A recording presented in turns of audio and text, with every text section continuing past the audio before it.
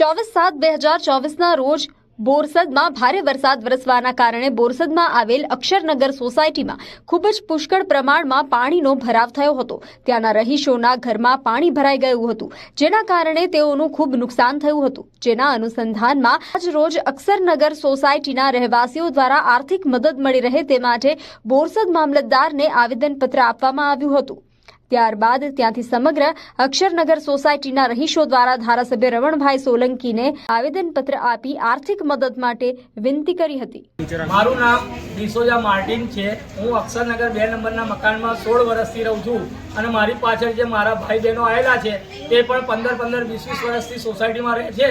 5 વાર અમે અરજીઓ આપેલી છે, તે છતાં 4 વાર અમે નુકસાન ભોગવેલું છે અક્ષરનગરની અંદર। અત્યાર સુધી 4 વારમાં અમને 1999 થી લઈને તે 2023 સુધી કોઈ પણ નુકસાન આપવામાં આવ્યું નથી। પહેલી વસ્તુ। બીજી વસ્તુ કે જ્યારે પણ 24/7/24 અક્ષરનગરમાં પાણી ભરાયું છાતી સમાન, ત્યારે કોઈ પણ તંત્રના લોકો આવ્યા નહોતા। અમારા જૂના કોર્પોરેટર છે તેઓએ અમને મદદ કરી, ટ્રેક્ટર મૂક્યા, 3 દિવસ જમાડ્યું છે। એના પછીથી અમે હાથે પગે થઈ ગયા સૂર્ય મંદિરની અંદર કે બીજા ત્રીજા મંદિરોમાં કે સગાઓના ત્યાં આશરા લીધા ને એવી રીતના રહેલા છે। પહેલી વસ્તુ કે અમને કેશ ડોલ આપવામાં નથી આવી। બીજી વસ્તુ કે આ જે પણ નુકસાન થયું છે તેનું સરકાર અમને ભરપાઈ કરી આપે, કારણ કે અમે 4 વાર સહન કરી લીધું। એટલે સરકાર એવું સમજે છે કે આ લોકો આળસુ છે ને આ લોકો ગરીબ છે, આમના ખૂંટની અંદર પાણી ભરેલું છે, પણ એવું નથી। આ વખતે અમે સમ કરીને આવ્યા છે અને આ વખતે અમને નુકસાન આપવું પડશે। આવેદન પત્ર એટલા માટે આપ્યું કે અમારી સોસાયટી છેલ્લા 20 વર્ષથી રેગ્યુલર ટેક્સ ભરે છે, વેરો આપે છે, એના સિવાય લાઇટ બિલ ભરે છે, બધા જેન્યુઅન પબ્લિક રહે છે।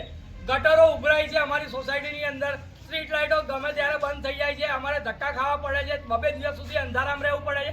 તળાવના કિનારે જીવજંતુઓ સાપ રહે છે, કેટલી વાર લોકોને દસેલા છે એના લીધે। અને આ જે અત્યારે નુકસાન થયું અમારું સોસાયટીની અંદર પાણી ભરાયા એ અનુસંધાને અને નોંધણી કરવા કોઈ પણ નથી આવ્યું। એટલા માટે અમે આજે 11મા દિવસે આવેદનપત્ર આપવા માટે આવ્યા છે। અને એના સિવાય બોરસદની અંદર જ્યાં પણ નુકસાન થયું છે એમાં પ્રેસ નોટમાં આવી ગયું છે કે 1600 કરોડ રૂપિયાનું અહીંયા આગળ ચૂકવણી કરવામાં આવી ગઈ છે। તો પેપર પર જ જો ચૂકવણી કરવામાં આવી ગઈ હોય અથવા તો બધાને મળી ગયા, તો અમે અક્ષરનગરના 850 થી 900 પબ્લિક રહે છે, તો અમને કેમ નુકસાન આપવામાં નથી આવતું? એના માટે અમે અહીંયા આગળ મામલતદારશ્રીને આવેદનપત્ર આપવા આવેલા છે।